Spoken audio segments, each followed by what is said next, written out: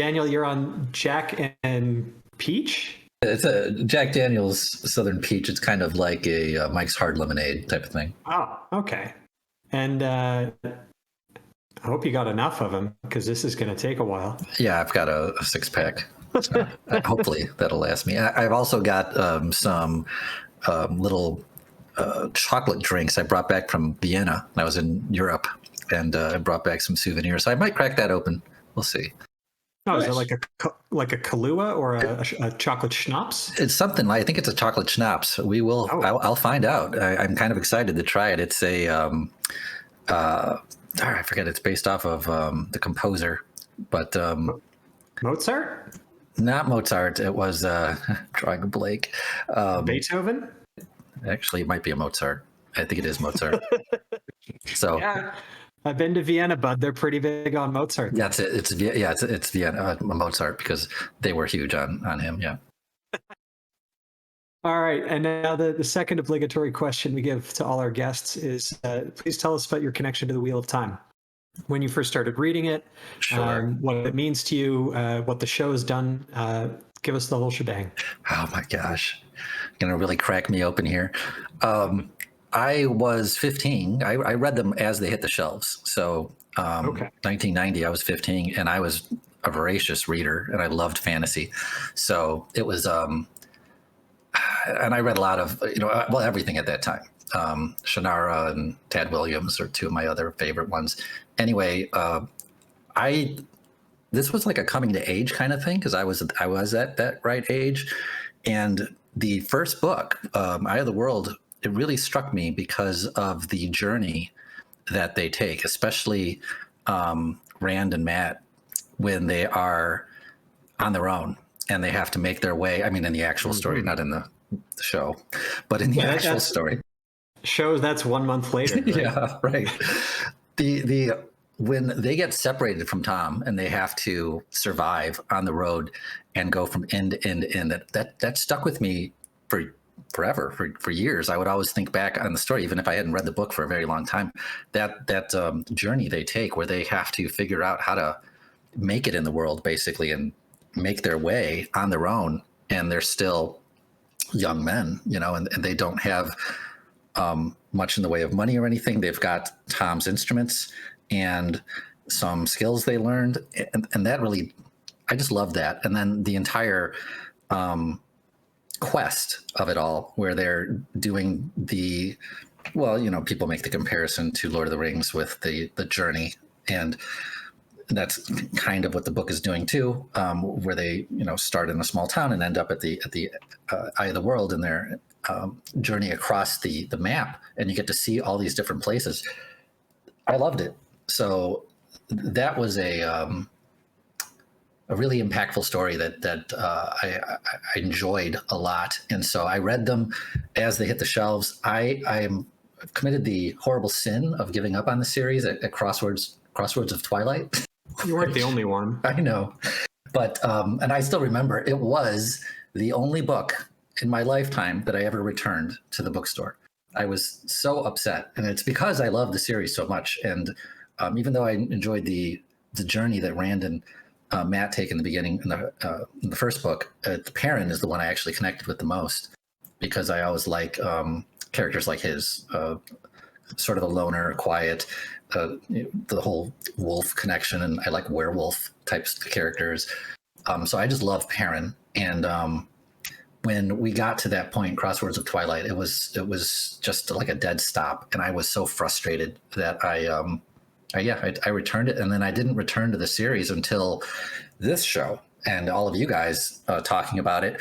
And I recently completed everything a couple months back, or a month back, whatever it was, and I listened to the entire series on Audible, and it was a fantastic way to do it. And this time listening to it, I got through the slower books just fine, and it didn't seem to be as it was difficult, and it was actually more interesting.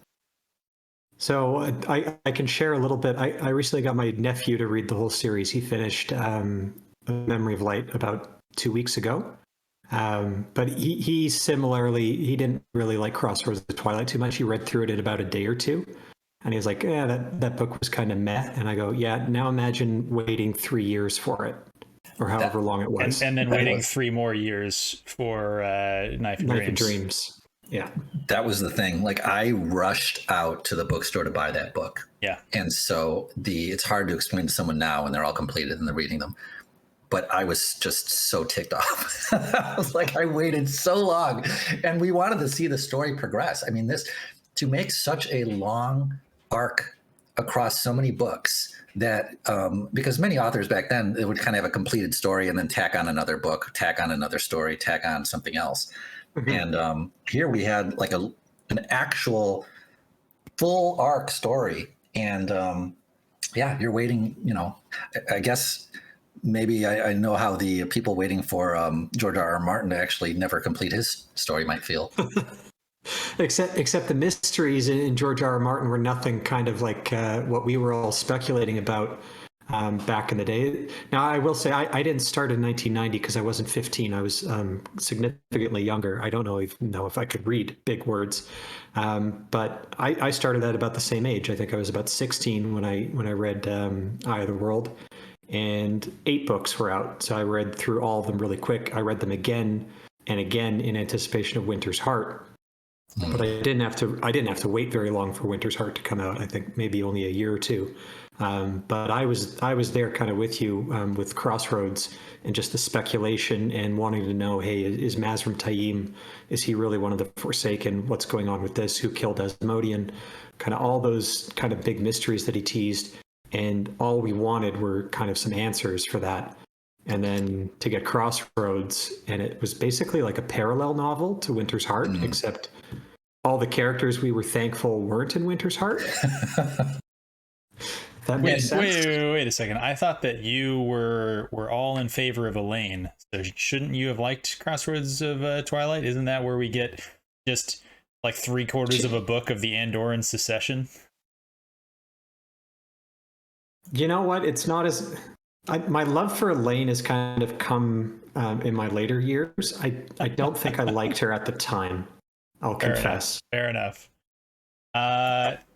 So I will say it's a lot easier to like Elaine if on your rereads you skip Crossroads of Twilight, but just a thought.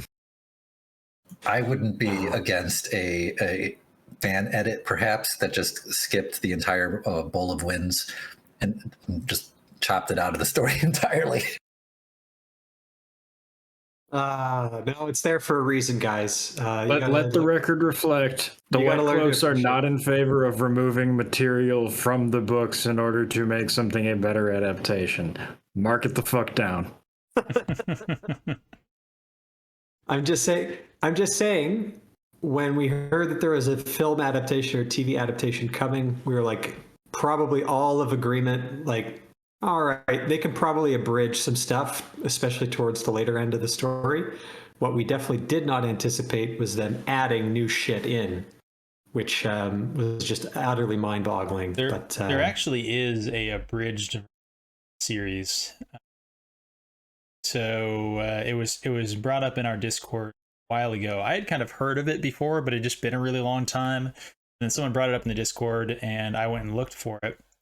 It's actually almost the full series. Apparently, the last books are still being worked on, but you can read basically all the way up to the Sanderson sort of books in the abridged version, and it cuts between 25 and 30% of the actual word length of every book. Essentially, it's not quite that simple, but that's what it about amounts to. So. For a reread, and it's specifically called a reread edition, I believe. The person who made it, titled it the Wheel of Time Reread Edition. I don't support. And the only thing that I was going to say is that, like, to the extent that all of us expected that you'd have to abridge some stuff, you could actually argue that, like, somebody actually already made that script too. So there's actually two two scripts that exist. That Raginor can ignore. Yes. So the one question I was going to ask Daniel is you brought up the kind of the play for your supper sort of plot in Eye of the World as being something that was pretty memorable and impactful to you. So how did you feel about the 1 month later? This show, I can't retain it. Is the best way I can say it. It's so antithetical to the actual story that it feels like poison to me. I have it. And you're drinking peach Jack Daniels. Yes. I kid.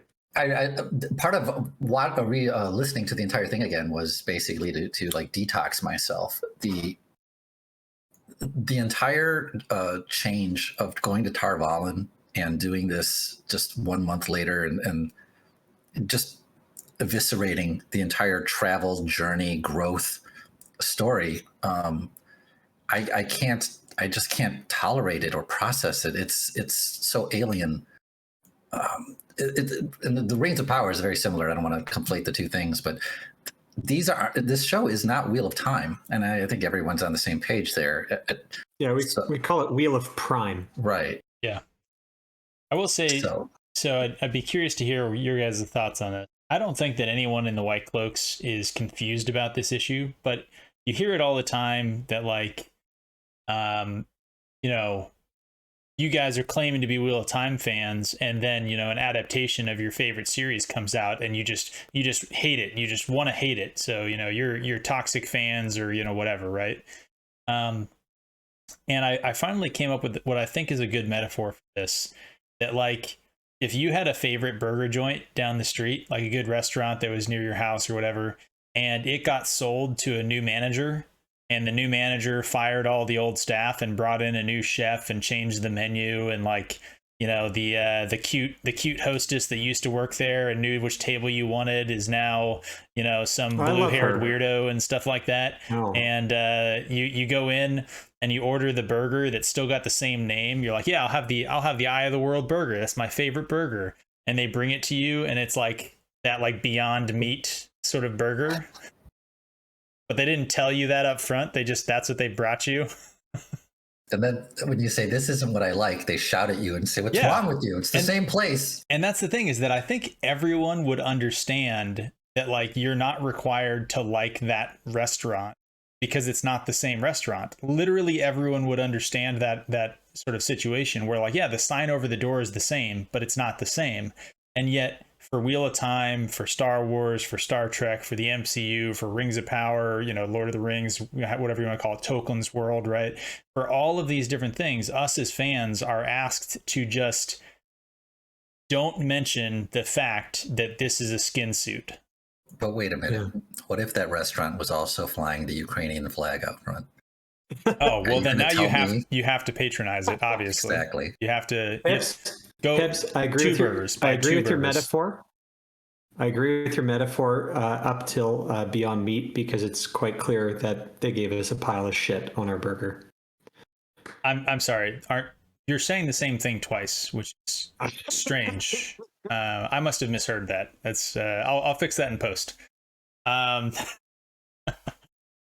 don't know, Alex. Do you got any questions for our guest here, or Daniel, you have anything else you want to say? Otherwise, I don't know. I guess we can start doing this. I mean, none of us want to watch this. The alcohol hasn't taken its effect yet, so. I started drinking 20 minutes early just so I could be prepared. Smart. That's smart. I also started drinking in the morning, but that's just a habit. Nice. Nah, let's